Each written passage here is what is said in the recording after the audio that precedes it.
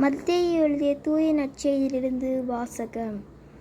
ஏரோது அரசன் காலத்தில் யூதேயாவிலுள்ள பெத்லகேமில் இயேசு பிறந்தார். அப்போது கிழக்கிலிருந்து ஞானிகள் எருசலேமுக்கு வந்து, யூதர்களின் அரசராக பிறந்திருக்கிறவர் எங்கே? அவரது விண்மீன் எழக் கண்டோம். அவரை வணங்க வந்திருக்கின்றோம் என்றார்கள்.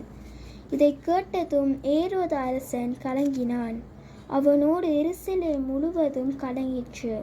அவர் எல்லா தலைமை குருக்களையும் மக்களிடையே இருந்த மறைநூல் அறிஞர்களையும் ஒன்று கூட்டி, மெசியா எங்கே பிறப்பார் என்று அவர்களிடம் விசாரித்தான்.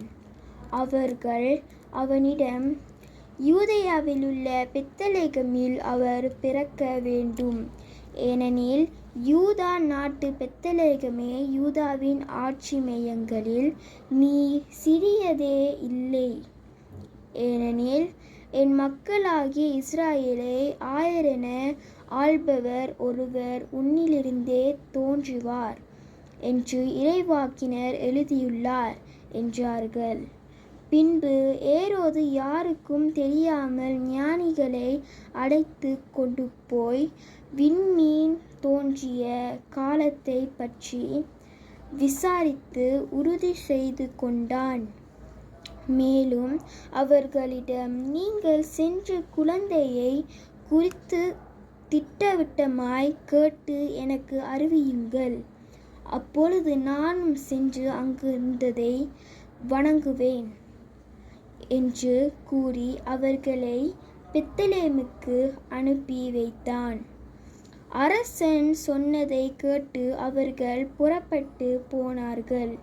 இதோ, முன்பு எழுந்து விண்மீன் தோன்றி குழந்தை இருந்த இடத்திற்கு மேல் வந்து நிற்கும் வரை அவர்களுக்கு முன்னே சென்று தோன்றியது. அங்கே நின்று விண்மீனை கண்டதும் அவர்கள் மட்டில்லா பெருமகிழ்ச்சி அடைந்தார்கள். வீட்டிற்குள் அவர்கள் போய் குழந்தையை அதன் தாய் மரியா வைத்திருப்பதை கண்டார்கள். நெடுஞ்சாண்கிடையார் விழுந்து குழந்தையை வணங்கினார்கள்.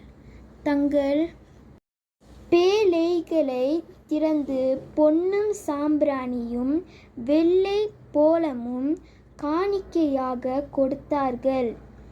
ஏரோதிடம் திரும்பி போக வேண்டாம் என்று கனவில் அவர்கள் எச்சரிக்கப்பட்டதால் வேறு வழியாக தங்கள் நாட்டு திரும்பினார்கள். ஆண்டவரின் அருள்வாக்கு. இறைவனுக்கு நன்றி.